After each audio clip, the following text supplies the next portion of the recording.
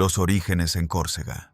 La historia que hoy vamos a recorrer comienza en una isla bañada por el Mediterráneo, un lugar donde la brisa salina se mezcla con el aroma de los olivos y donde cada piedra parece guardar una huella de conquista. Córcega, a finales del siglo XVIII, era un territorio disputado, una tierra áspera y orgullosa que había pasado de manos italianas a francesas en un vaivén de luchas que no solo definían las fronteras, sino también el carácter de sus habitantes. Allí, en la ciudad portuaria de Ajaccio, nació el 15 de agosto de 1769 un niño que habría de cambiar el curso de la historia: Napoleón Bonaparte. La familia Bonaparte pertenecía a una nobleza menor, una de esas ramas que heredaban títulos más simbólicos que prácticos, porque la realidad de su vida estaba marcada por la estrechez económica. El padre, Carlo Bonaparte, era un abogado con cierto prestigio local, un hombre ambicioso que buscaba constantemente ganarse el favor de los nuevos dominadores franceses, mientras intentaba mantener vivas las raíces italianas de su linaje. Su madre, Leticia Ramolino, fue una mujer de carácter férreo, dura como la roca de la isla, capaz de imponer disciplina en un hogar donde los hijos crecían entre la esperanza de ascender socialmente y el recuerdo de un pasado en el que su tierra había luchado por ser libre. La infancia de Napoleón estuvo marcada por esa dualidad. Por un lado, el orgullo corso que no se resignaba a la dominación francesa, con historias de resistencia que se transmitían de generación en generación.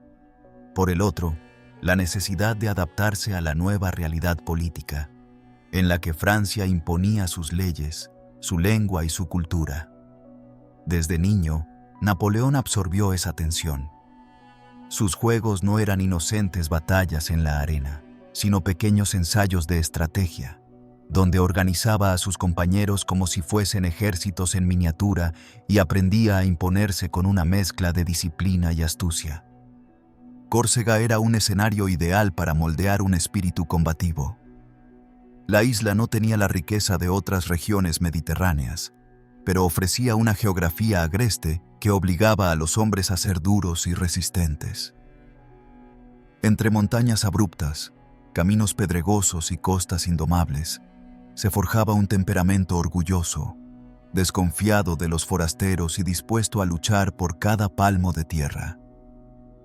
Napoleón, desde muy temprano, aprendió a caminar entre esas montañas como si fueran un campo de entrenamiento natural, y en ese entorno desarrolló una tenacidad que lo acompañaría toda su vida. El pequeño Bonaparte no era un niño particularmente popular. Su carácter introvertido y a veces hosco lo distanciaba de otros, y su baja estatura lo hacía blanco de burlas. Sin embargo, en lugar de hundirse en la humillación, utilizaba esas experiencias como combustible para alimentar una voluntad de hierro. Si alguien lo despreciaba, él buscaba una manera de demostrar que podía ser más capaz, más rápido en el pensamiento, más agudo en la observación. Esa determinación, casi obsesiva, fue una de las primeras señales del hombre que más adelante dirigiría ejércitos y gobernaría imperios. En su hogar, la disciplina era estricta. Leticia Ramolino, consciente de la fragilidad económica de la familia, educaba a sus hijos con austeridad. Se cuenta que no toleraba la debilidad y que enseñaba a soportar el dolor físico sin lágrimas, convencida de que la vida exigiría fortaleza a cada uno de ellos. Napoleón creció, por lo tanto, en un ambiente donde la dureza materna se equilibraba con la ambición paterna, creando un cruce de fuerzas que lo impulsaba hacia adelante sin dejar espacio para la complacencia. Un aspecto clave en estos años iniciales fue la relación de Napoleón con la identidad cultural. Aunque hablaba italiano en su casa, pronto comprendió que si quería abrirse camino más allá de la isla, debía aprender el francés. Esa lengua extranjera, que al principio le resultaba incómoda y áspera, se convirtió en la llave para acceder a un mundo mayor. Pero esa misma experiencia le enseñó también lo que significa ser extranjero dentro de un sistema dominante. Soportó acentos burlados, frases mal pronunciadas corregidas con desdén y la sensación constante de que debía demostrar más que los demás para ser aceptado. Esa herida inicial lo acompañaría siempre, y quizá por ello desarrolló una obsesión con la superación personal y la conquista de espacios donde nadie pudiera negarle reconocimiento. La familia Bonaparte supo aprovechar las oportunidades que ofrecía la nueva administración francesa. Gracias a ciertos contactos y a la astucia de Carlo, Napoleón consiguió una beca para estudiar en la Francia continental. Esa decisión lo arrancó de la isla en la que había aprendido a ser fuerte y lo lanzó a un entorno totalmente distinto, donde el refinamiento cultural chocaba con su rudeza corsa. Pero antes de dar ese salto, su infancia en Ajaccio ya había sembrado en él la semilla de la ambición desmedida. Cuando se analiza la vida de Napoleón, se entiende que esos primeros años fueron más que una simple etapa formativa. Fueron el molde en el que se forjó la idea de que debía imponerse contra todo pronóstico. El niño que jugaba a ser general en los callejones de Córcega llevaba consigo la memoria de un pueblo sometido, el orgullo de una familia que no quería desaparecer en el anonimato y la disciplina de una madre que lo endurecía frente al dolor. Cada uno de esos elementos se combinaría en un carácter dispuesto a enfrentar los retos más grandes, con una confianza que rozaba lo inquebrantable. La vida en Córcega no era un escenario de riqueza, pero sí de historias. En las plazas y las casas se hablaba de héroes locales, de luchas pasadas y de líderes que habían intentado resistir a los franceses. Napoleón escuchaba con atención esos relatos y se veía a sí mismo reflejado en ellos, como si el destino lo llamara a continuar una tradición de rebeldía. Sin embargo, lo que lo distinguía era que no se conformaba con la gloria local. Desde pequeño soñaba con algo mayor, con un escenario que trascendiera la isla y lo colocara en el centro del mundo conocido. Así, entre juegos estratégicos, lecciones de disciplina, tensiones culturales y sueños de grandeza, Napoleón Bonaparte dejó atrás su infancia corso-francesa con la convicción de que su vida no estaría limitada por los estrechos márgenes de la isla. Y mientras la brisa mediterránea soplaba sobre Ajaccio, aquel niño de mirada penetrante y voluntad inflexible se preparaba sin saberlo para dar su primer gran paso fuera de su tierra natal, rumbo a una formación que marcaría el inicio de un destino incomparable. Transición natural. Con ese bagaje de orgullo isleño, disciplina familiar y ambición creciente, Napoleón se embarcaría hacia la Francia continental, un mundo completamente distinto donde su carácter sería puesto a prueba y donde empezaría a moldearse como cadete en las academias militares.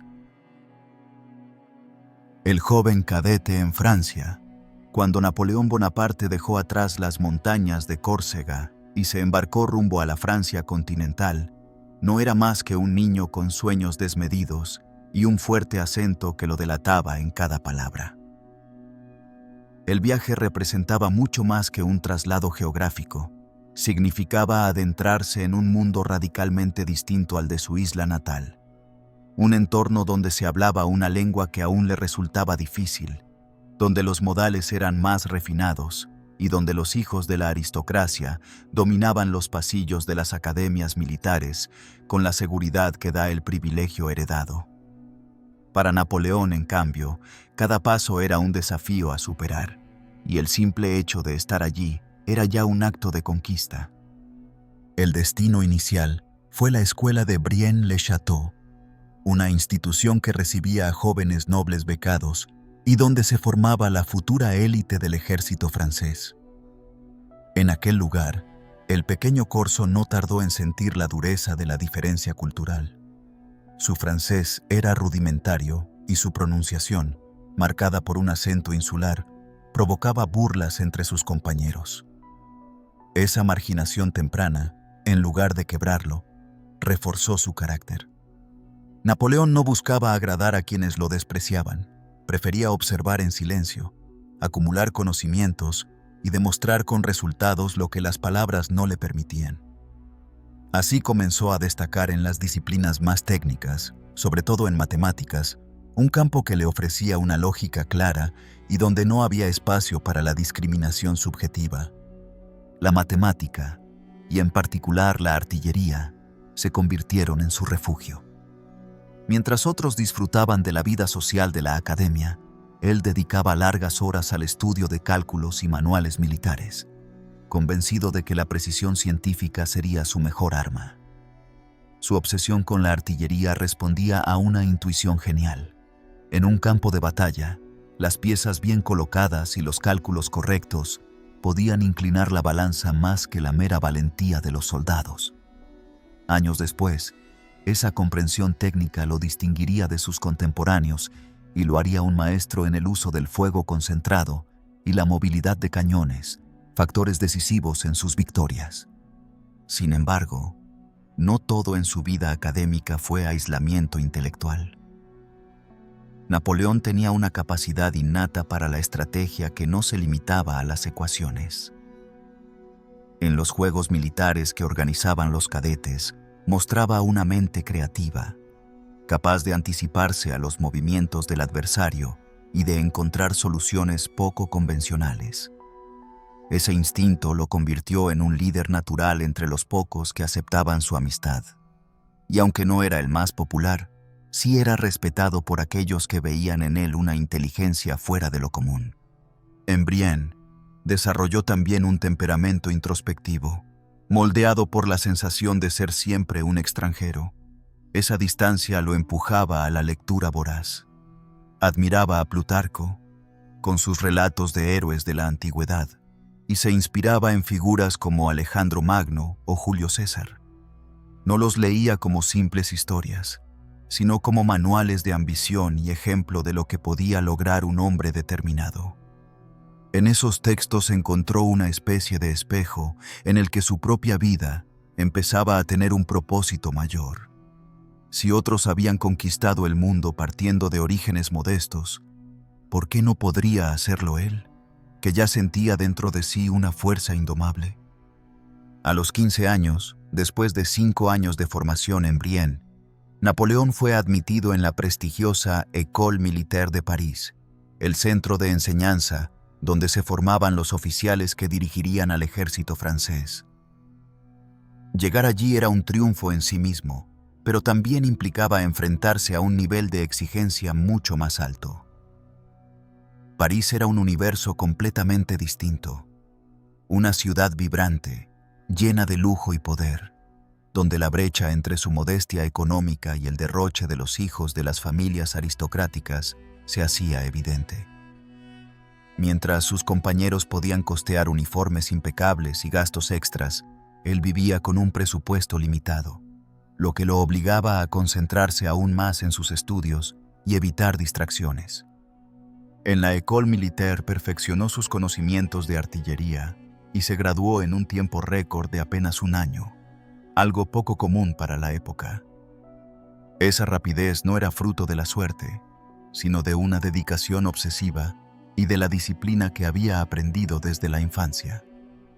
La dirección de la escuela, consciente de su talento, lo reconoció como uno de los alumnos más brillantes, aunque seguía siendo visto por muchos como un joven distante y poco sociable. Napoleón no buscaba encajar en el molde de la aristocracia francesa. Prefería mantenerse reservado, cultivando una imagen austera que más tarde se transformaría en parte de su aura de autoridad. Al egresar de la academia en 1785, con apenas 16 años, fue nombrado segundo teniente de artillería. Era un título modesto, pero representaba la primera piedra de una carrera militar que, con el tiempo, lo llevaría a las más altas cumbres. A diferencia de muchos de sus contemporáneos, que veían el rango como un privilegio social, él lo entendía como un compromiso con la disciplina y con la posibilidad de aplicar en la práctica todo lo que había estudiado. Su mirada hacia el futuro estaba cargada de ambición, pero también de la certeza de que cada paso debía ser conquistado con esfuerzo personal, porque nadie iba a regalárselo. Este periodo de formación, tanto en Brienne como en París, fue decisivo para consolidar el carácter de Napoleón. Aprendió a moverse en un ambiente hostil, a utilizar el conocimiento como escudo y a transformarse en un joven oficial con una visión muy distinta a la de los militares tradicionales. Mientras muchos pensaban en mantener su estatus y sus privilegios, él ya soñaba con estrategias de gran escala y con proyectos que trascendían la vida rutinaria de un regimiento. Esa mezcla de disciplina científica, lectura apasionada de héroes clásicos y resiliencia frente al desprecio de los demás lo preparó para aprovechar las oportunidades que estaban a punto de surgir en un mundo convulsionado por las ideas revolucionarias. La Francia que lo rodeaba comenzaba a agitarse. Las tensiones sociales, la crisis económica y los vientos de cambio que soplaban en París anunciaban el estallido de una transformación profunda. Napoleón, recién salido de la academia, todavía era un joven oficial en busca de un destino, pero los acontecimientos que se avecinaban le brindarían escenarios donde poner a prueba todo lo aprendido y donde empezaría a forjar su leyenda. Transición natural. Con los conocimientos adquiridos y un rango militar que apenas abría la puerta a sus ambiciones, Napoleón pronto se vería envuelto en los primeros conflictos que marcarían el inicio de su ascenso, episodios que lo sacarían del anonimato y lo colocarían frente a la mirada de toda Francia.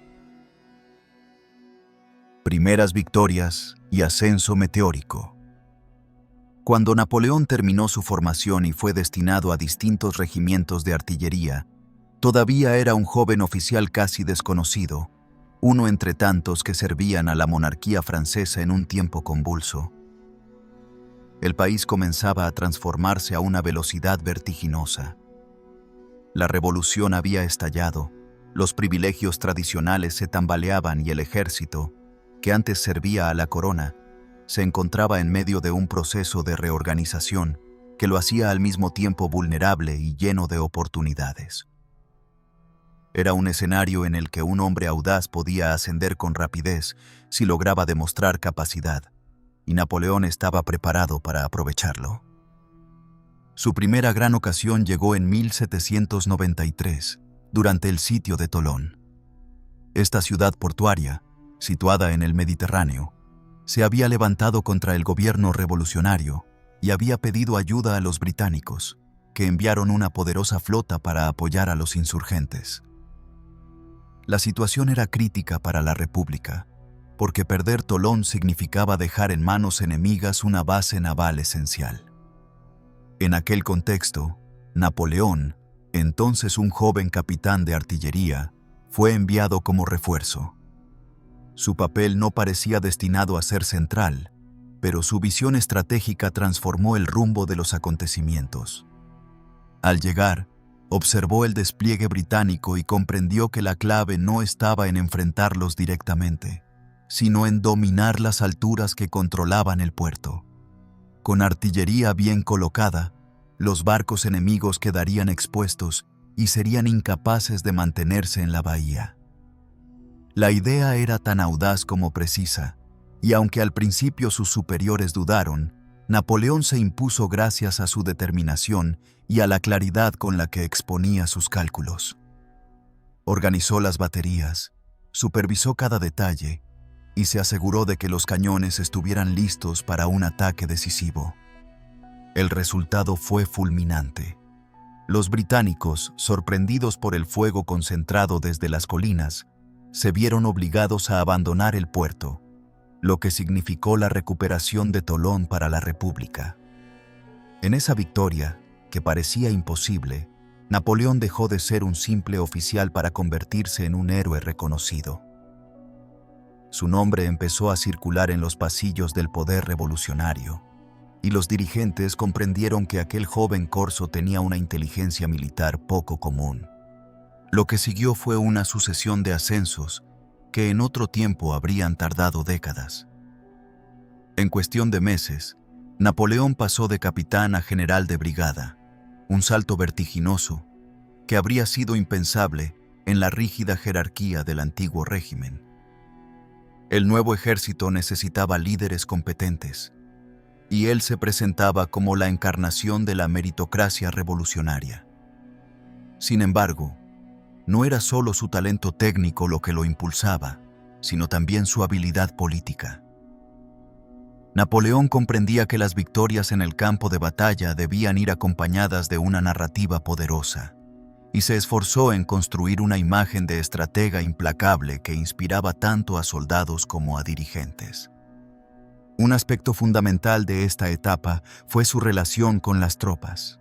Napoleón no se limitaba a dar órdenes desde la distancia, se mezclaba con los soldados, compartía su comida, escuchaba sus quejas y mostraba una cercanía que contrastaba con la frialdad de muchos oficiales. Esa actitud le granjeó una lealtad que sería decisiva en el futuro. Los hombres lo veían como uno de los suyos, alguien que había surgido de circunstancias adversas y que entendía el sacrificio de la vida militar. Con el tiempo, esa conexión se convertiría en un vínculo casi mítico, capaz de llevar a ejércitos enteros a soportar marchas interminables y batallas desesperadas. El ascenso de Napoleón coincidió con un momento en que Francia estaba rodeada de enemigos. Las monarquías europeas temían que la revolución se extendiera a sus territorios y habían formado coaliciones para frenar a la joven república. Cada frente de batalla era un desafío, y en cada uno se necesitaban oficiales que pudieran tomar decisiones rápidas y efectivas. Napoleón encajaba a la perfección en ese perfil, porque no solo veía el combate como un asunto de fuerza, sino como un juego de maniobras, donde la rapidez y la sorpresa podían derrotar a ejércitos más poderosos. En estos primeros años, también se consolidó su capacidad para manejar las intrigas políticas. El ejército, al estar tan ligado a los vaivenes de la revolución, era un campo minado de alianzas y traiciones. Napoleón, lejos de caer en la ingenuidad, aprendió a moverse con cautela, a ganarse apoyos estratégicos y a evitar enfrentamientos innecesarios con figuras poderosas. Su habilidad para leer el clima político lo mantuvo a salvo en momentos en que otros generales caían en desgracia o eran acusados de traición. Tras Tolón, su reputación lo llevó a ser nombrado comandante de la artillería del ejército que defendía París durante la revuelta de 1795, conocida como la Insurrección Realista del 13 de Vendimiario. En esa ocasión, Napoleón volvió a demostrar que su genio estaba en la rapidez de reacción. Con cañones situados estratégicamente, dispersó a los insurgentes que amenazaban con tomar la capital. Esa acción no solo salvó al gobierno revolucionario, sino que consolidó a Napoleón como el hombre que podía garantizar la estabilidad de la República en momentos críticos. Cada victoria añadía un nuevo peldaño a su escalera de ambiciones. Lo que había comenzado como una carrera incierta de joven oficial se transformaba en un ascenso vertiginoso, sostenido tanto por su capacidad militar como por su inteligencia política. La revolución había abierto un vacío de poder, y Napoleón estaba decidido a ocuparlo con una mezcla de audacia y disciplina. A medida que su figura crecía, empezaba a surgir en él la convicción de que su destino no era simplemente servir a la República, sino liderarla. En este punto de su vida, Napoleón ya había pasado de ser un joven corso discriminado en las academias a un general respetado y temido. Su trayectoria inicial mostraba un patrón que se repetiría a lo largo de su vida. La combinación de preparación técnica, visión estratégica, carisma personal y capacidad para aprovechar los momentos de crisis. Ese conjunto de cualidades lo había colocado en una posición única dentro de un país convulsionado, y pronto tendría la oportunidad de probarse en campañas mucho más grandes, donde su genio militar alcanzaría un nivel legendario. Transición natural. Con el prestigio ganado y el rango de general, Napoleón fue enviado a escenarios donde tendría que demostrar que su talento no se limitaba a un par de victorias, sino que podía sostener ejércitos enteros en campañas prolongadas y cambiar el equilibrio de poder en Europa. La campaña de Italia. En 1796, Napoleón Bonaparte, con apenas 27 años, recibió el mando del ejército de Italia, una fuerza debilitada, mal abastecida y con la moral por el suelo. Para muchos de sus contemporáneos, se trataba de un destino ingrato, casi un castigo disfrazado de oportunidad, porque aquel ejército estaba más cerca de la descomposición que de la gloria. Sin embargo, para Napoleón representaba la ocasión perfecta de demostrar de lo que era capaz, un escenario en el que podía convertir la precariedad en victoria y construir paso a paso la leyenda que lo acompañaría el resto de su vida. La situación en Italia era compleja. Francia, envuelta en la guerra contra la Primera Coalición, necesitaba mantener a raya a Austria y a sus aliados, que dominaban el norte de la península. Los franceses contaban con hombres desnutridos, mal vestidos y con armas en mal estado, enfrentados a ejércitos austriacos y piamonteses mejor organizados. La mayoría de generales habrían optado por la prudencia, pero Napoleón eligió un camino opuesto: convertir la debilidad en motivación y usar la rapidez como arma letal. En sus primeros discursos a las tropas, Napoleón mostró una faceta de liderazgo que marcaría toda su carrera.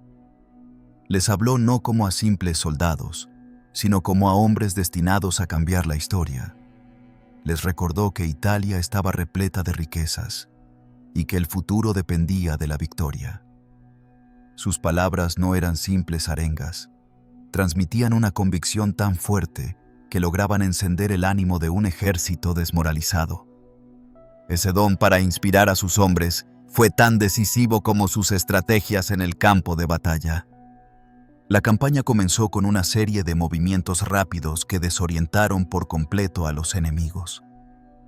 En lugar de seguir la táctica lenta y pesada de los ejércitos tradicionales, Napoleón apostó por marchas veloces, ataques inesperados y un uso magistral del terreno. Una de sus primeras victorias llegó en la batalla de Montenotte, donde logró dividir a las fuerzas austriacas y piamontesas, derrotando a cada una por separado antes de que pudieran unirse. Esta estrategia, basada en la concentración de fuerzas en el punto decisivo, se convertiría en una de sus marcas distintivas. Tras Montenotte vinieron éxitos consecutivos en Millesimo, Dego y Mondovì, golpes que forzaron al reino de Cerdeña-Piamonte a retirarse de la guerra. Con ese frente neutralizado, Napoleón pudo concentrarse en los austríacos, que lo superaban en número pero no en velocidad ni en audacia. Su capacidad para leer el campo de batalla y anticipar los movimientos del enemigo le permitió obtener una victoria clave en Lodi, donde forzó el cruce de un puente bajo un fuego intenso y, al hacerlo, cimentó su reputación como líder capaz de arrastrar a sus hombres a hazañas imposibles. Fue tras aquella jornada que muchos comenzaron a llamarlo con un título que lo acompañaría siempre: el Pequeño Cabo, símbolo de un comandante cercano, valiente y decidido. La campaña no solo transformó la moral del ejército francés, también cambió la manera en que Europa veía a Napoleón. Los boletines que enviaba a París eran escritos con un tono épico y cuidadosamente calculado, presentando cada batalla como una gesta heroica.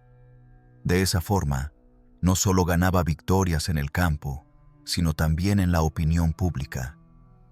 La propaganda, tan importante como los cañones, lo convirtió en una figura admirada por el pueblo y respetada, e incluso temida por sus enemigos. A medida que avanzaba en la península, Napoleón demostró que sus ambiciones iban más allá de lo estrictamente militar. Reorganizó territorios, impuso gobiernos afines a Francia y promovió reformas que debilitaban las viejas estructuras de poder. Al mismo tiempo, saqueó ciudades y se apropió de riquezas artísticas que fueron enviadas a París, creando un puente simbólico entre la gloria militar y el esplendor cultural. Esa mezcla de guerrero y constructor político dejaba claro que estaba decidido a modelar un nuevo orden en Europa. En 1797, la campaña alcanzó su punto culminante con la ofensiva contra los austríacos en la batalla de Rivoli. Allí, con un ejército en inferioridad numérica, Napoleón desplegó una de sus maniobras más brillantes, utilizando las colinas para encerrar al enemigo y convertir su ventaja en una trampa mortal. El resultado fue una derrota aplastante para Austria y la consolidación de Napoleón como el comandante más prometedor de Francia.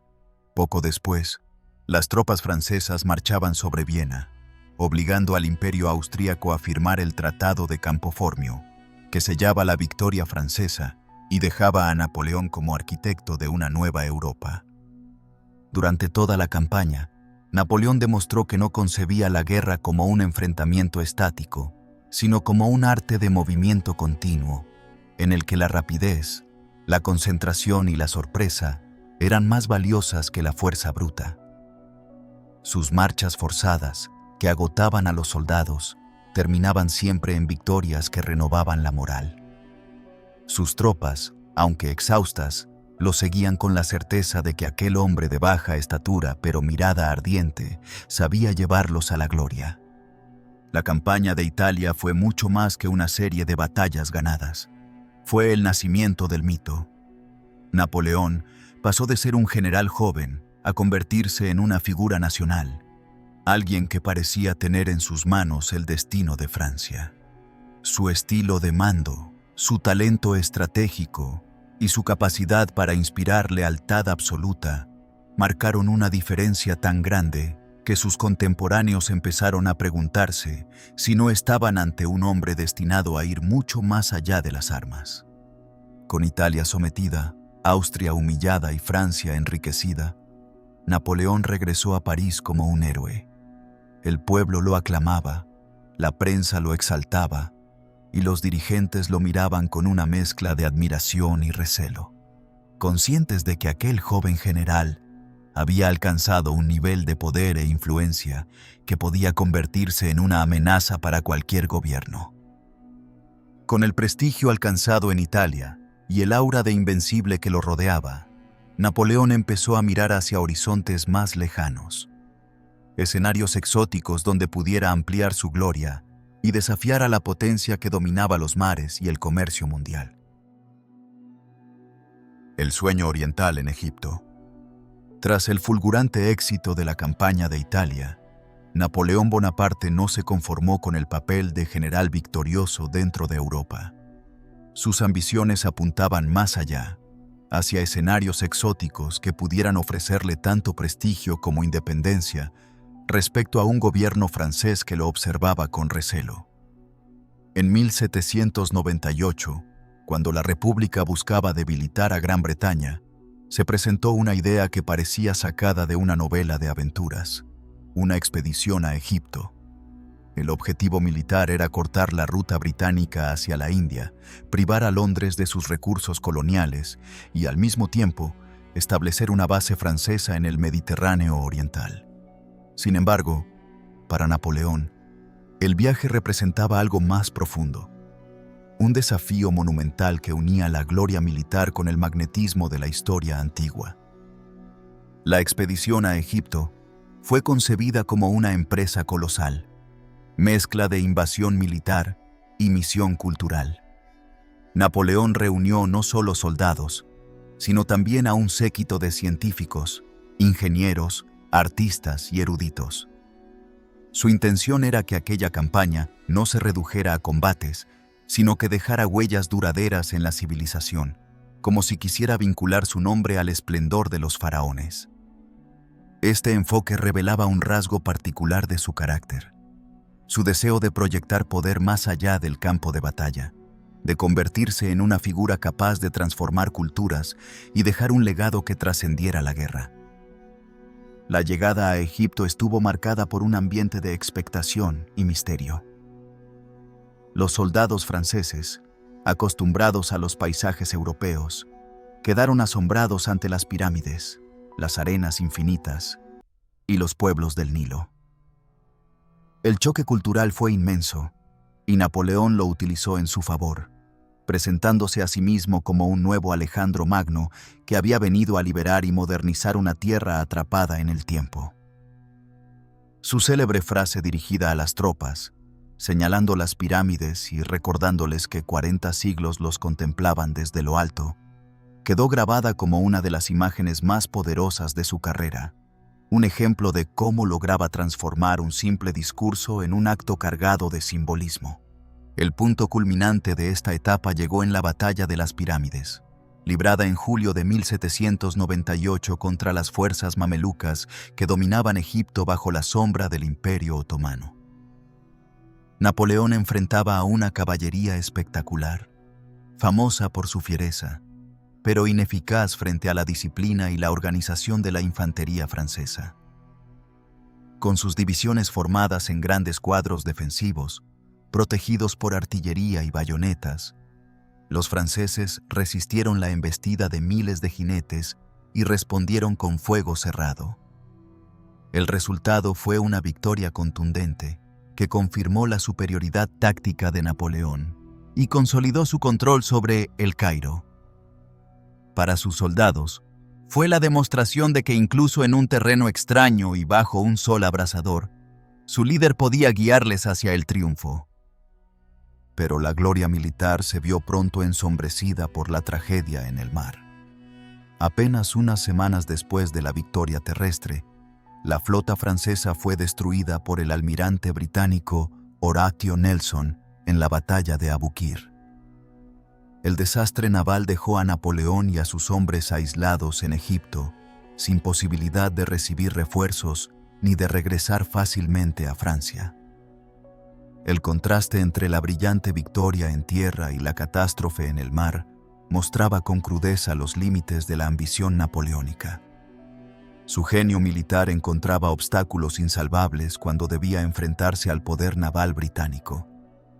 A pesar de la dificultad, Napoleón continuó con su proyecto oriental. Reorganizó la administración en Egipto, intentó introducir reformas inspiradas en la revolución y alentó a los sabios que lo acompañaban a estudiar las antigüedades y las costumbres locales. De esas investigaciones surgiría la monumental Descripción de Egipto, una obra que fascinó a Europa y que alimentó el nacimiento de la egiptología. Entre los hallazgos más célebres estuvo la piedra de Rosetta, cuyo descubrimiento permitió descifrar los jeroglíficos siglos más tarde. Este aspecto de la expedición muestra cómo Napoleón supo convertir una campaña militar en una empresa cultural de largo alcance, asociando su nombre a la recuperación del esplendor faraónico. Sin embargo, la resistencia local y las contraofensivas otomanas complicaron su permanencia. La campaña en Siria, que emprendió para expandir su control, se convirtió en un calvario. Las enfermedades diezmaban a las tropas, los asedios se prolongaban y las victorias eran costosas. La imagen de invencibilidad comenzó a agrietarse, y aunque Napoleón seguía presentando los hechos a París en términos favorables, sus soldados experimentaban de cerca las penurias de una guerra interminable en tierras extrañas. En 1799, al enterarse de la inestabilidad política en Francia y consciente de que sus enemigos podrían aprovechar su ausencia, Napoleón tomó una decisión audaz. Abandonó Egipto y regresó a Europa, dejando a sus tropas a su suerte. Este gesto ha sido interpretado de muchas maneras. Para algunos fue un acto de pragmatismo político, para otros una muestra de su ambición desmedida, capaz de sacrificar a sus hombres con tal de preservar su carrera. Lo cierto es que, a pesar del fracaso estratégico de la expedición, Napoleón regresó a Francia convertido en una figura aún más grande, porque supo manipular la narrativa y transformar una campaña llena de sombras en un relato de hazañas gloriosas. La expedición a Egipto representa una de las facetas más complejas de Napoleón.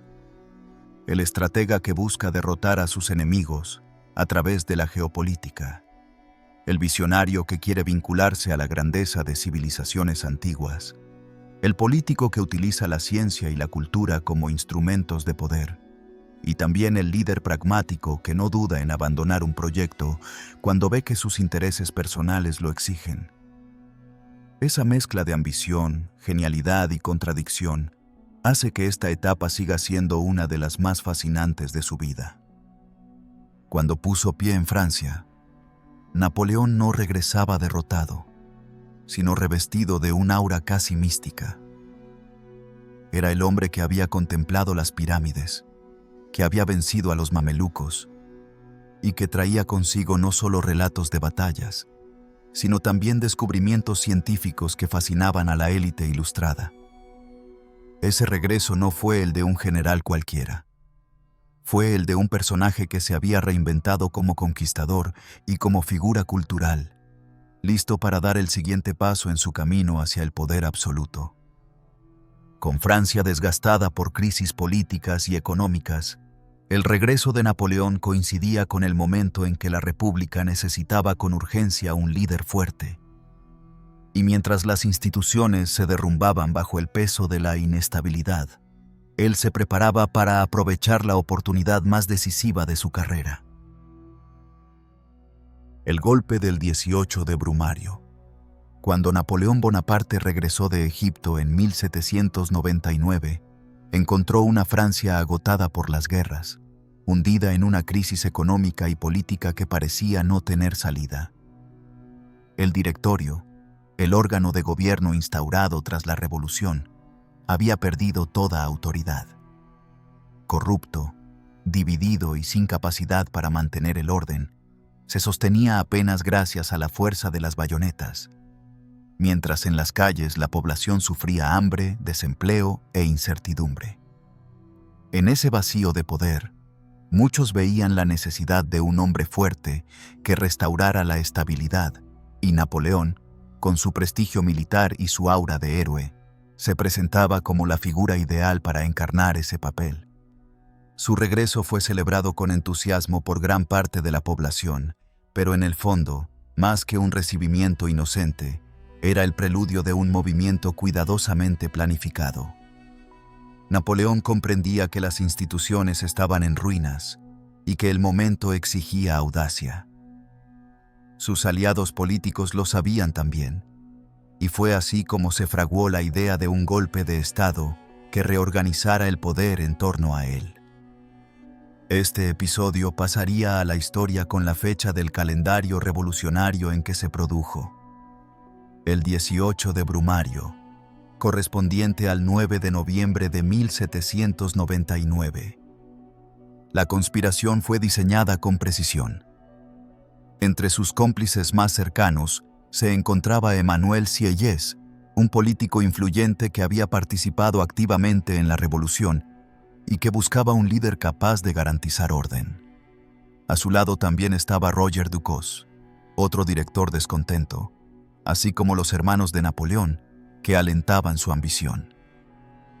La estrategia consistía en trasladar a los diputados a un lugar fuera de París bajo pretexto de una amenaza jacobina, desestabilizar al directorio y forzar una reestructuración del gobierno.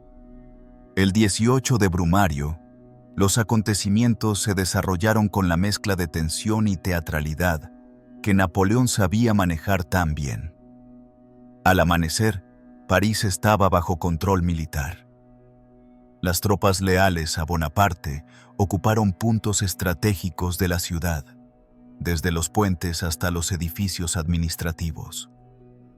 Los directores que se oponían fueron presionados para dimitir, mientras Napoleón se dirigía a Saint-Cloud, donde la Asamblea Legislativa había sido convocada. Allí, en medio de un ambiente caótico, se produjo una escena memorable. Bonaparte, vestido de uniforme y rodeado de oficiales, entró en la sala del Consejo de los 500 para exigir un nuevo gobierno. Su entrada fue recibida con abucheos, gritos y acusaciones de traición. Los diputados, temerosos de perder sus cargos, intentaron resistir. Algunos incluso se abalanzaron contra él, obligándolo a retirarse momentáneamente. El golpe parecía tambalearse, pero en ese instante decisivo intervinieron sus hombres de confianza. Su hermano Luciano, presidente del consejo, tomó la palabra para defenderlo, y poco después los granaderos entraron en la sala, dispersando a los legisladores a la fuerza. La escena terminó con un parlamento disuelto y con Napoleón imponiéndose gracias a la mezcla de presión militar y maniobra política. En cuestión de horas, el directorio había desaparecido y una nueva estructura de poder se levantaba en su lugar: el consulado. Esta nueva forma de gobierno concentraba la autoridad en 3 cónsules, aunque desde el principio era evidente que la figura dominante sería Napoleón. Con un dominio absoluto de la situación, redactó una constitución que le otorgaba amplias prerrogativas, presentándose como garante de la estabilidad y la salvación de la patria. El golpe del 18 de Brumario no fue un estallido violento ni una masacre. Fue una jugada magistral de oportunismo, ambición y cálculo político. Napoleón supo aprovechar el desprestigio del directorio, el cansancio de la población y el miedo de las élites para erigirse como líder indiscutible.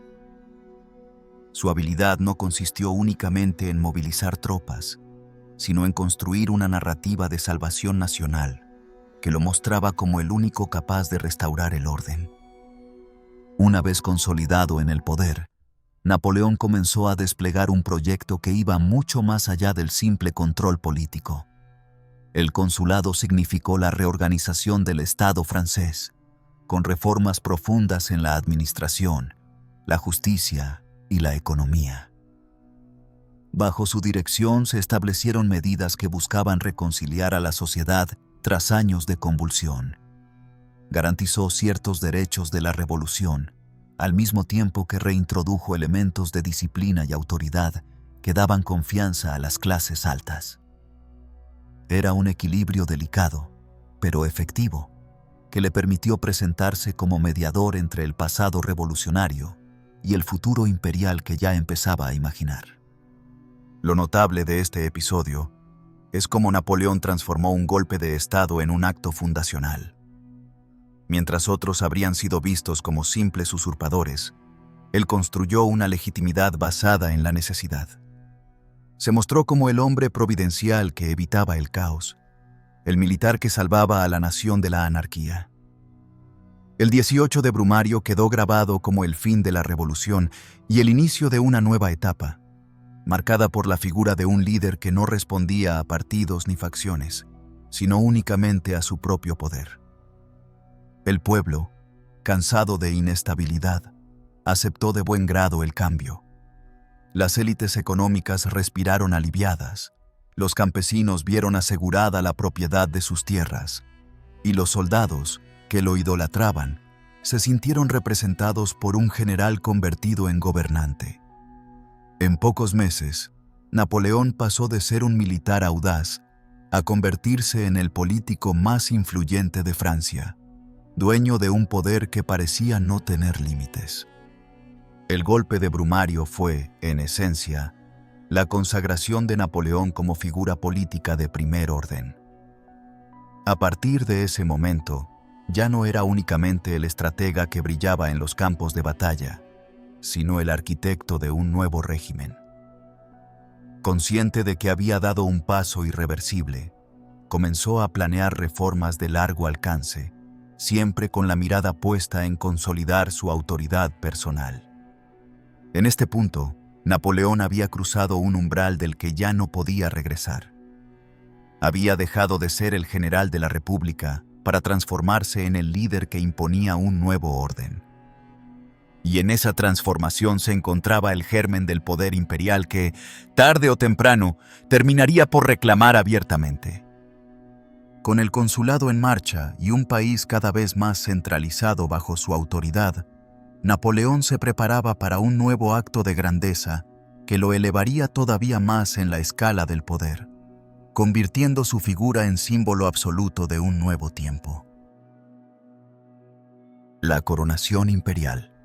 El consulado había dado a Napoleón Bonaparte un poder enorme, pero su ambición nunca se detuvo en los límites de un cargo provisional o de un título compartido. En pocos años había transformado el desorden de la República en un régimen centralizado, reformando la administración, estabilizando la economía y asegurando la paz interior. Sin embargo, mientras consolidaba su poder como primer cónsul, en su mente germinaba una idea mucho más grandiosa: coronarse emperador y situarse al nivel de los monarcas que durante años habían intentado destruirlo. La decisión de proclamarse emperador no fue un gesto impulsivo, sino el resultado de un proceso calculado. Napoleón comprendía que Francia, tras más de una década de revolución, guerras y caos, anhelaba estabilidad. El pueblo quería un gobierno fuerte que garantizara el orden. Las élites buscaban seguridad para sus bienes y Europa observaba con expectación qué rumbo tomaría el país. En ese contexto, la figura de un emperador se presentaba como símbolo de permanencia y continuidad. Pero al mismo tiempo Napoleón debía mostrar que su autoridad no provenía de un linaje hereditario, sino de sus propios méritos y victorias. Esa mezcla de tradición y novedad fue la esencia de su proyecto imperial. El 18 de mayo de 1804, el Senado francés proclamó oficialmente a Napoleón como emperador de los franceses. La noticia fue recibida con júbilo en unos sectores y con desconfianza en otros, pero el paso siguiente era darle forma simbólica a esa proclamación: la ceremonia de coronación. Napoleón sabía que la política no se sostenía solo en leyes y decretos, sino en imágenes cargadas de significado, capaces de proyectar al mundo la grandeza de un régimen. Por eso organizó una coronación que debía ser recordada como un acontecimiento monumental, digno de las páginas de la historia. La ceremonia tuvo lugar en la Catedral de Notre Dame de París, el 2 de diciembre de 1804. La elección del lugar no era casual. Un templo gótico imponente, cargado de historia, que vinculaba su poder al corazón espiritual de Francia. Todo estaba cuidadosamente planificado, desde los tapices hasta la música compuesta por Cherubini, con el objetivo de impresionar tanto a los presentes como a los futuros cronistas. El Papa Pío VII viajó desde Roma para oficiar el acto, un gesto que recordaba las antiguas coronaciones de reyes europeos y que aportaba legitimidad religiosa. Sin embargo, lo que sucedió en ese momento clave sorprendió a todos. Cuando llegó la hora de recibir la corona, Napoleón tomó la pieza de las manos del Papa y la colocó él mismo sobre su cabeza. Aquel gesto, cargado de teatralidad, fue una declaración de principios. No reconocía a ninguna autoridad por encima de la suya, ni siquiera a la Iglesia. Con ese acto rompía con siglos de tradición, enviando un mensaje claro a Francia y a Europa. Su poder no dependía de bendiciones externas, provenía de su propia voluntad y de su capacidad de conquistar. Después coronó a Josefina, su esposa, consolidando la unión de su poder político con la figura que lo acompañaba en la vida privada. El simbolismo de esa escena fue inmediato. Para unos, era la muestra de un orgullo desmedido, de un hombre que desafiaba incluso a Dios. Para otros, representaba la encarnación del espíritu revolucionario, que colocaba la soberanía en el individuo y no en instituciones antiguas. Sea como fuere, lo cierto es que la imagen quedó grabada en la memoria colectiva como uno de los momentos más icónicos de su vida. Más allá de la ceremonia, el nuevo título transformó la política europea. Al proclamarse emperador, Napoleón se situaba en pie de igualdad con los Habsburgo de Austria, los Románov de Rusia o los Borbones de España, y enviaba un mensaje de que Francia ya no era una república revolucionaria aislada, sino un imperio dispuesto a imponerse en el continente. La noticia provocó recelo en las cortes europeas, que lo veían como un usurpador, pero también respeto, porque sus victorias militares le daban un peso que ningún linaje podía ignorar. En el interior de Francia, la coronación sirvió para reforzar la estabilidad. Napoleón supo tejer un pacto implícito con distintos sectores. A los campesinos les aseguró la propiedad de las tierras adquiridas durante la Revolución, a la burguesía le garantizó un marco legal y económico sólido, y a la nobleza restaurada le ofreció honores dentro de la nueva aristocracia imperial. Su figura funcionaba como un punto de convergencia en una sociedad dividida, y la imagen de emperador le daba la autoridad necesaria para mantener el equilibrio. La ceremonia de Notre Dame fue el inicio de un proyecto mayor, la construcción de una dinastía. Napoleón soñaba con fundar una familia imperial que garantizara la continuidad de su legado y con crear una nueva nobleza basada en méritos militares y servicios al Estado. El título de emperador era, por lo tanto, la llave que abría la puerta a una ambición más profunda. No solo gobernar a los franceses, sino transformar Europa bajo su influencia. En los meses siguientes, el nuevo emperador reforzó su posición con un despliegue de propaganda y símbolos. Encargó retratos, bustos y monedas que lo mostraban con la corona de laurel de los Césares, vinculando su imagen a la grandeza de Roma. Las ciudades francesas se llenaron de emblemas imperiales, y los boletines oficiales presentaban cada victoria militar como la confirmación de su destino glorioso. Napoleón entendía que el poder debía alimentarse constantemente de gestos, rituales y símbolos, porque de ellos nacía la lealtad de los pueblos. La coronación de 1804 fue, en definitiva, la consagración de Napoleón como figura absoluta, capaz de convertir un golpe de Estado en un imperio y de pasar en pocos años de cadete discriminado en Brienne a señor de Francia.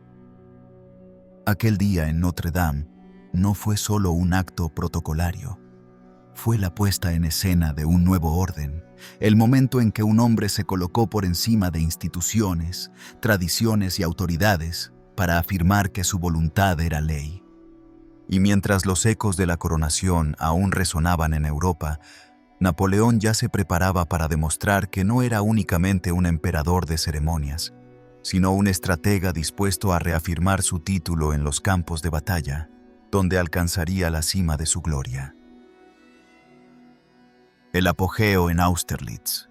El 2 de diciembre de 1805, un año después de colocarse la corona imperial en la Catedral de Notre Dame, Napoleón Bonaparte alcanzó el punto culminante de su gloria en el campo de batalla.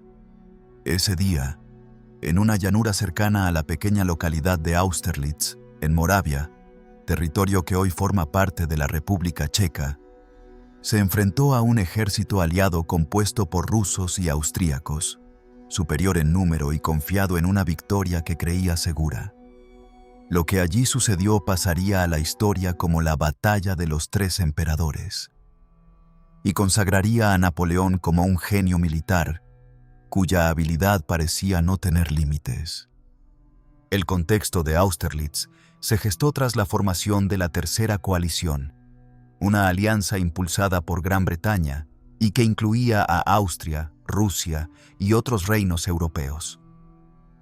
Estas potencias estaban decididas a frenar el ascenso de Napoleón, a quien consideraban una amenaza para el equilibrio continental. Para enfrentarlas, el emperador francés organizó la que quizá fue su maniobra logística más asombrosa. Trasladó a más de 200.000 hombres desde la costa del Canal de la Mancha, donde se preparaba una invasión frustrada de Inglaterra, hasta el corazón de Europa Central, en apenas unas semanas. Ese movimiento desconcertó a sus enemigos y mostró hasta qué punto era capaz de concebir la guerra como un arte de movilidad. A pesar de la rapidez de su despliegue, Napoleón se encontraba en inferioridad numérica frente a la coalición.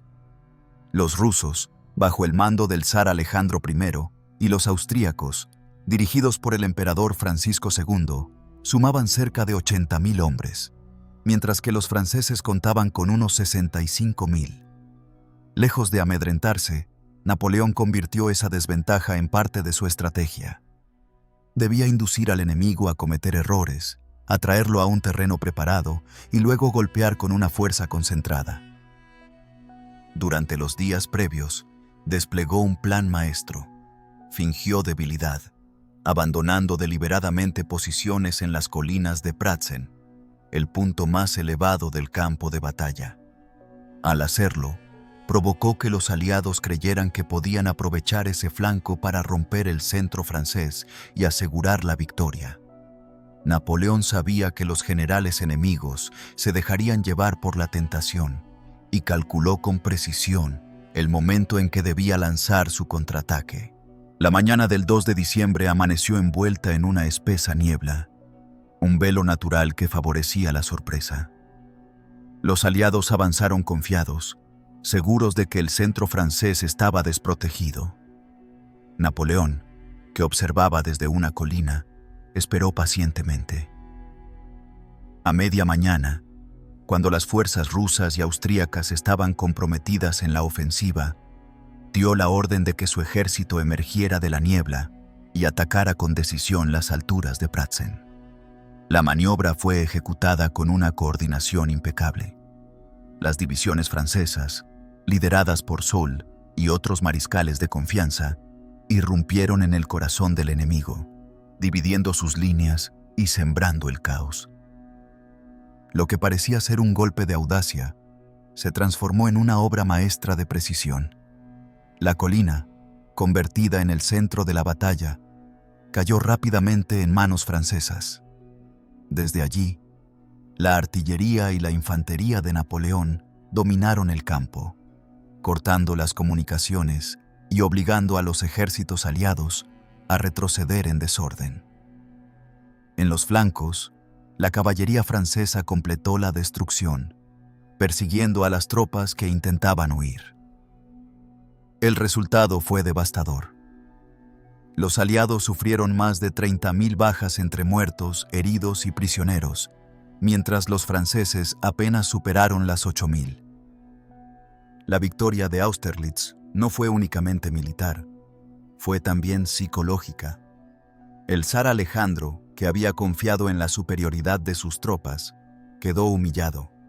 El emperador austríaco, derrotado en su propio territorio, se vio obligado a pedir la paz. El Tratado de Presburgo, firmado poco después, obligó a Austria a ceder territorios y a pagar una enorme indemnización, debilitando gravemente a una de las potencias tradicionales de Europa. Napoleón, en cambio, emergió como el árbitro del continente, capaz de redibujar fronteras y de imponer su voluntad a los antiguos imperios. Lo que distinguió a Austerlitz fue la perfección de la maniobra. Historiadores militares han considerado aquella batalla como la culminación del arte bélico de Napoleón. La combinación de engaño, paciencia, cálculo exacto y ejecución impecable.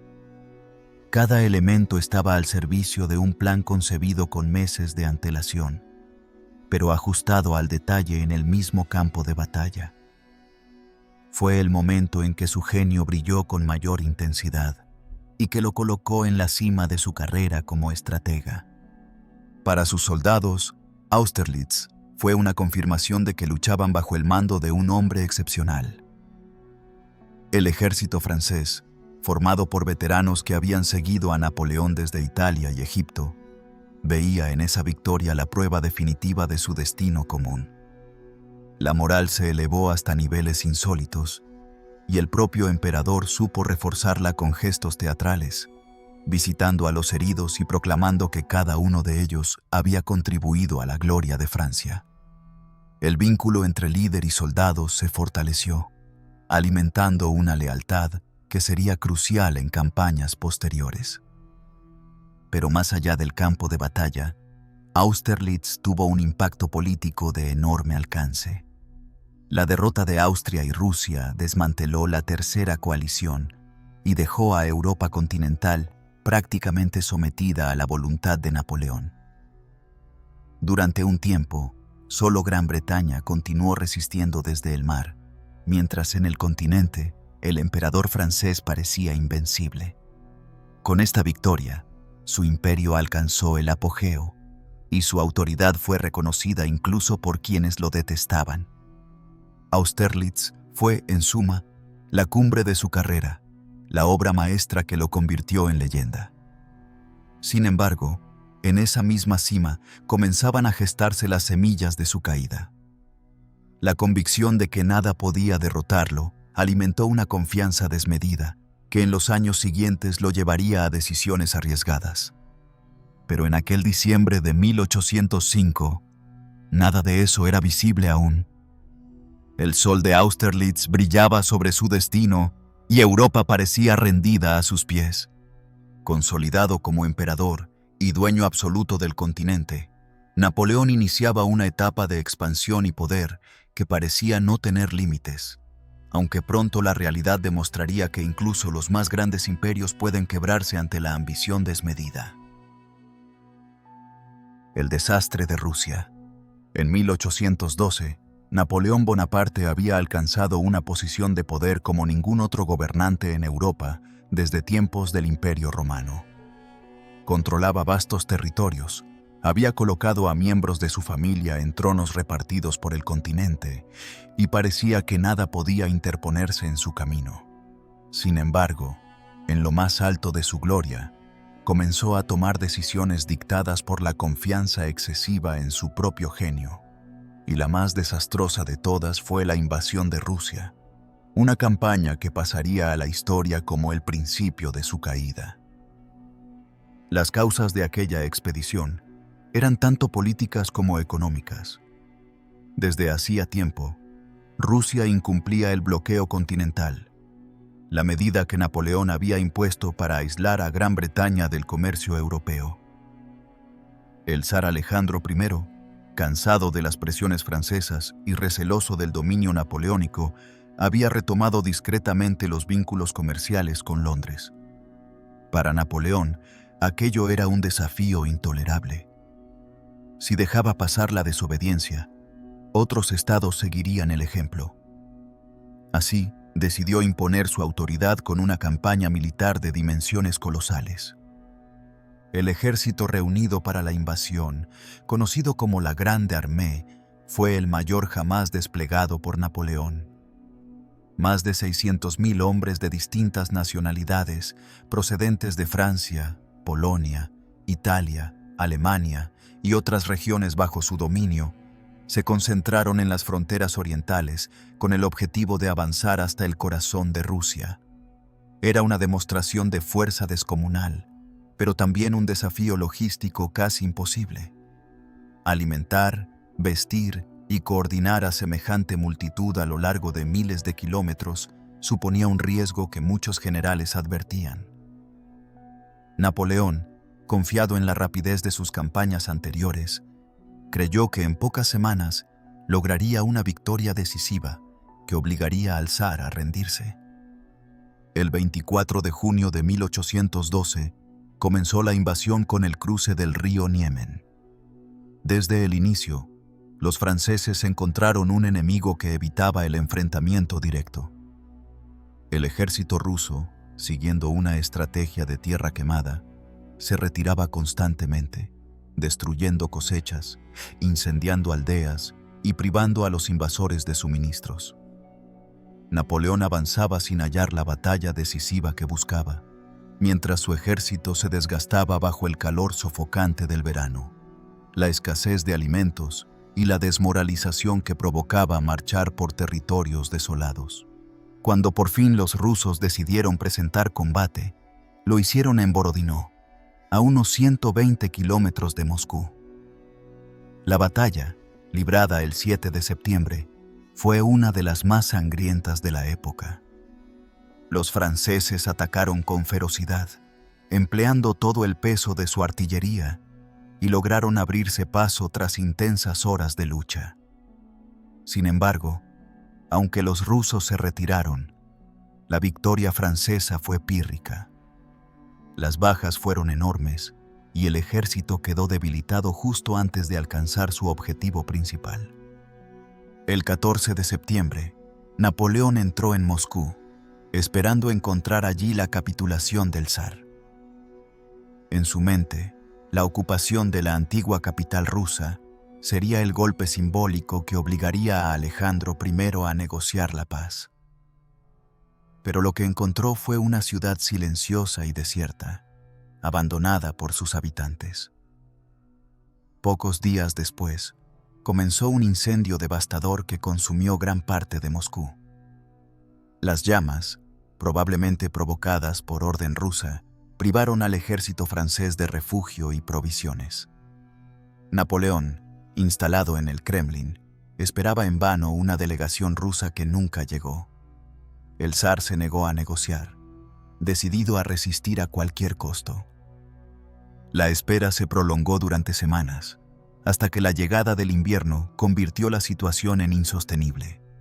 Sin suministros, sin aliados locales y con temperaturas que descendían a niveles insoportables, Napoleón ordenó la retirada a mediados de octubre. Lo que siguió fue un calvario que se convirtió en una de las escenas más dramáticas de la historia militar. Bajo la nieve, acosados por el hambre, las enfermedades y los ataques de la caballería cosaca, los restos de la Grande Armée emprendieron un viaje de regreso que se transformó en una pesadilla. El cruce del río Beresina, a finales de noviembre, simboliza aquel desastre.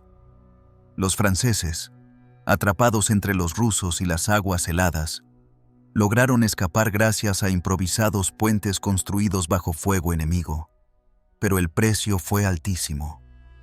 Miles de hombres perecieron en el intento, y lo que quedó del ejército ya no era una fuerza organizada, sino una multitud deshecha que apenas podía sostenerse en pie. Cuando los últimos supervivientes cruzaron de vuelta a territorio amigo, de los 600.000 que habían iniciado la campaña quedaban menos de 100.000. La magnitud de la catástrofe estremeció a Europa. Napoleón, que había construido su reputación sobre la rapidez de sus victorias y la eficacia de sus maniobras, regresaba con una derrota que no podía ocultar. Aunque intentó mantener el control político y reconstruir un nuevo ejército, el mito de invencibilidad había quedado roto. El desastre de Rusia no fue únicamente un fracaso militar, fue también un golpe psicológico y político de enormes proporciones. Sus enemigos, que lo habían temido durante años, comprendieron que era vulnerable.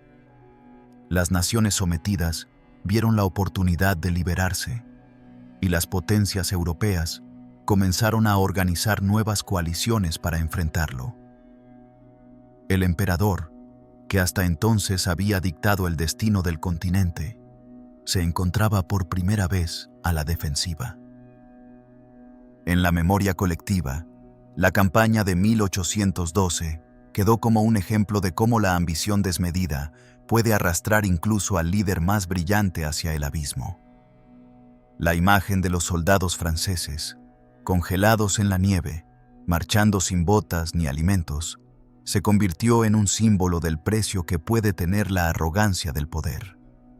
Napoleón había querido someter a Rusia en unas semanas, pero lo que consiguió fue abrir la puerta a su propia ruina. Cuando regresó a París, todavía intentaba proyectar la imagen de un líder sereno y capaz de recomponerse, pero la realidad era que el equilibrio de fuerzas en Europa había cambiado. Los enemigos se reorganizaban, los pueblos ocupados se rebelaban y la confianza ciega en su destino había recibido un golpe mortal. La campaña de Rusia marcó el inicio de un camino descendente que ya no tendría marcha atrás. Con el ejército diezmado y las potencias europeas listas para aprovechar su debilidad, Napoleón se enfrentaba a un futuro incierto en el que ya no bastaban la astucia y la velocidad de maniobra. Ahora debía luchar contra el peso de toda Europa unida en su contra. El exilio en Santa Helena. Después del desastre de Rusia, Europa se reconfiguró rápidamente contra Napoleón. Las potencias que habían sufrido durante años sus campañas comprendieron que el emperador francés ya no era invencible, y una nueva coalición, la Sexta, se levantó con el objetivo claro de derrocarlo. La batalla de Leipzig en 1813, conocida como la Batalla de las Naciones, marcó una derrota decisiva. Francia quedó debilitada y sus aliados comenzaron a abandonarlo. Para la primavera de 1814, las tropas enemigas habían llegado hasta París. Frente a la presión de todos lados, Napoleón abdicó y fue enviado al exilio en la isla de Elba, un pequeño territorio mediterráneo que parecía demasiado cercano al corazón de Europa para mantener encerrada a una figura de su magnitud. En Elba, Napoleón intentó mantener el espíritu de mando, reorganizando la administración local y viviendo como si aún fuera un soberano, pero la humillación era evidente. Lejos de aceptar su caída, seguía convencido de que su destino no había terminado. Esa convicción lo llevó, en marzo de 1815, a escapar de la isla y regresar a Francia en una de las aventuras más sorprendentes de la historia. Acompañado apenas por un puñado de hombres, desembarcó en la costa y emprendió una marcha hacia París. A cada paso, los soldados enviados para detenerlo se unían a él. Su sola presencia bastaba para que la lealtad resurgiera. En cuestión de días, recuperó el poder sin disparar un tiro. A ese breve periodo se lo conoce como los 100 días, una demostración de carisma y magnetismo personal que todavía asombraba a Europa. Sin embargo, su regreso provocó la inmediata reacción de las potencias. Inglaterra, Prusia, Austria y Rusia reorganizaron sus ejércitos para aplastar definitivamente a quien consideraban un peligro constante para la estabilidad continental.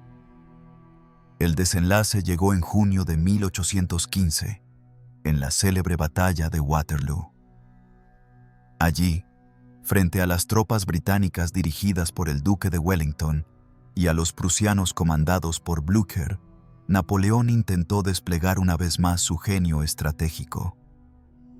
Pero esta vez, las circunstancias jugaron en su contra. La lluvia había retrasado los movimientos, la coordinación de sus mariscales falló, y el empuje combinado de sus enemigos terminó por derrotarlo. Waterloo no fue solo una derrota militar, fue la ruina definitiva de su proyecto imperial.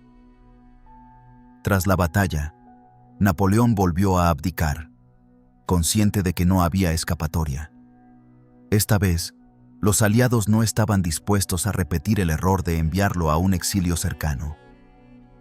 Decidieron trasladarlo a un lugar remoto, aislado en medio del Océano Atlántico, donde no pudiera volver a influir en la política europea. El destino escogido fue la isla de Santa Elena, una roca perdida entre África y Sudamérica, a miles de kilómetros de cualquier costa. Allí fue llevado en agosto de 1815 a bordo de un navío británico, acompañado por un pequeño séquito de fieles. La vida en Santa Elena fue dura y monótona. La isla, de clima húmedo y terreno escarpado, ofrecía pocas comodidades. Napoleón fue instalado en Longwood House, una residencia que pronto mostró signos de deterioro, con filtraciones, frío y humedad que afectaban a su salud. Los británicos, encargados de vigilarlo, le impusieron restricciones constantes. No podía salir sin supervisión, sus comunicaciones eran revisadas y cada movimiento estaba bajo observación. Para un hombre que había gobernado medio mundo, el encierro en aquel islote era una prisión disfrazada de retiro. Sin embargo, incluso en esas condiciones adversas, Napoleón supo moldear su legado. Pasaba largas horas dictando sus memorias a sus compañeros de exilio, en especial a Emmanuel de Las Cases, quien lo ayudó a dar forma a un relato en el que se presentaba como víctima de las circunstancias, como un héroe incomprendido que había luchado por modernizar Europa y que había sido derrotado por la envidia de las monarquías.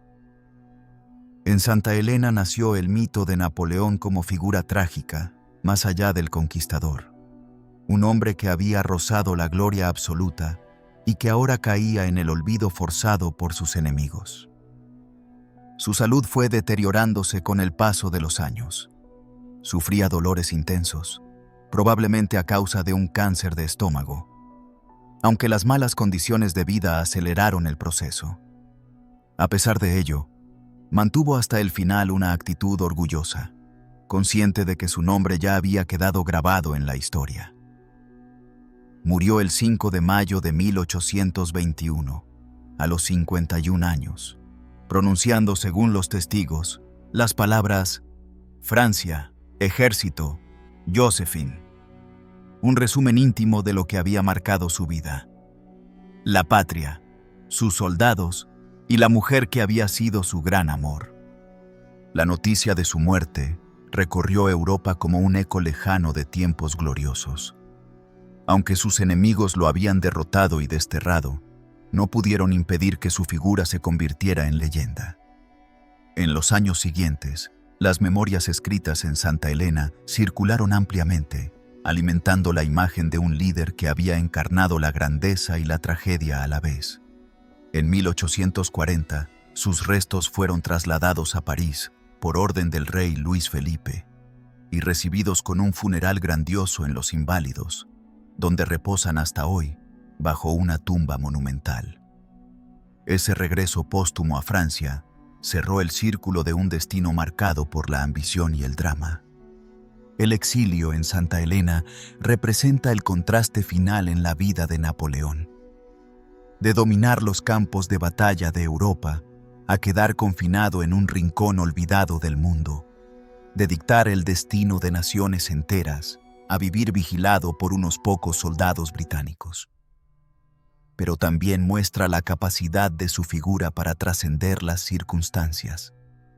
Incluso en la derrota, construyó su mito, transformando el fracaso en una epopeya que seguiría inspirando a generaciones. Y así, en aquella isla remota donde el océano golpeaba sin cesar las rocas, Napoleón Bonaparte se convirtió definitivamente en leyenda, dejando tras de sí una vida que había oscilado entre la gloria deslumbrante y la caída más amarga, un destino tan grandioso como trágico que aún hoy sigue fascinando al mundo. Así llegamos al final de la vida de Napoleón Bonaparte, una figura que cambió para siempre el destino de Europa. Si disfrutaste este relato, cuéntame en los comentarios qué te pareció y no olvides suscribirte para seguir explorando juntos más grandes historias del pasado. Buenas noches.